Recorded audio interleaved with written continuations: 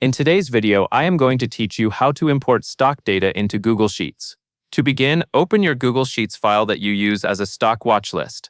This works best when you have a column for stock tickers, because the formula we will use pulls data based on whatever ticker symbol is in a specific cell.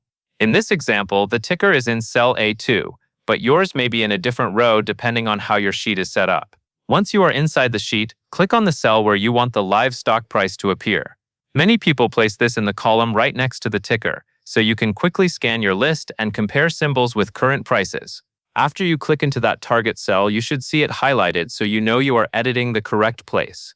Now you are ready to use the Google Finance function. Click into the formula bar or simply start typing directly into the selected cell. Enter the formula equals Google Finance, then reference the ticker cell and then specify that you want the price. In other words, you will type =, Google Finance A2, price. Make sure that the word price is inside quotation marks and that you include the comma between the cell reference and the attribute. After you enter the formula, confirm it so Google Sheets can calculate the value.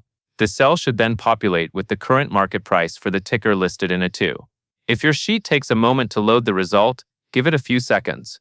Live data can sometimes update with a short delay, and that is normal. Next, click to highlight the cell with the formula again. This helps you confirm that you are pointing to the correct ticker cell and that the function is written properly.